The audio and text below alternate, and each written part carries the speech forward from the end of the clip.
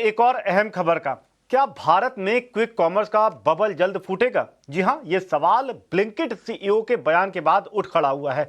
लेकिन आखिर इसके पीछे वजह क्या है? क्या इस बबल के फूटने के जो बयान हैं इसके क्या मायने हैं, ये डिटेल में बता रही हैं हमारे सहयोगी सुमिता करीर।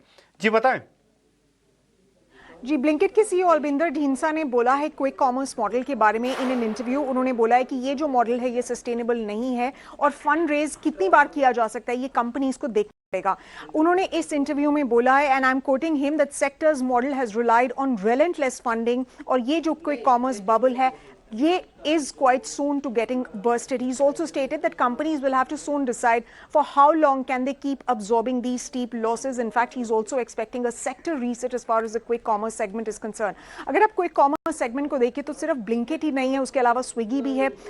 स्विगी के अलावा हमने देखा है Zepto ने भी काफ़ी ज़्यादा फंड रेज किया और अभी वो एडिशनली भी देख रहे हैं अराउंड $450 मिलियन का अपना फंड रेज, अपना IPO अगले साल लाने से पहले, और अभी इन्होंने कुछ ही मंथ पहले फंड रेज किया था to fund their scaling up needs. और अभी तो ये सिर्फ अर्बन सेक्टर्स में हुआ है, लेकिन टियर 2 और टियर 3 की बारे में अभी फंड रेजेस नहीं हुए हैं। But how long can investors keep pumping in monies, ये एक बड़ा क्वेश्चन रहा है इन्वेस्टर्स की तरफ से भी, एनालिस्ट की तरफ से भी। बर्नस्टीन ने फॉर एग्जांपल उन्होंने बोला भी है कि rising competition could actually force heavier investment. और अगर आप इन्वेस्टमेंट की बात करें तो स्विगी जिसने बोर्सेस पे लिस्ट किया था, they are reportedly planning for a $1.1 billion share sale after their market debut. So ऐसा नहीं है कि अब उनको फंड रेज की जरूरत नहीं है, अभी भी उनको फंड रेज की जरूरत है। बट प्रॉफिटेबिलिटी और return on investment, as far as those two factors are concern, as far as those two points are concern, उसमें अभी ज़्यादा हमें नहीं देखने को मिला है। And that's essentially what the spotlight has been highlighted on by Albinder Dhindsa on the quick commerce segment.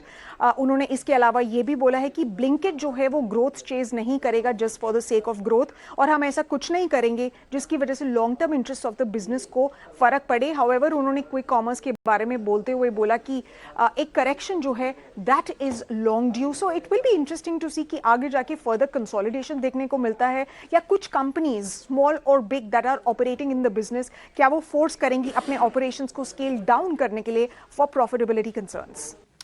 और अब बात इंडिगो एयरलाइन की। जी हां, देश की सबसे बड़ी एयरलाइन इंडिगो पर संकट छाया हुआ है। सवाल यही कि क्या इससे इंडिगो के रसूख, उसके दबदबे पर असर पड़ेगा? क्या इंडिगो ग्राहकों के बीच खोए हुए भरोसे को वापस जुटा पाएगी?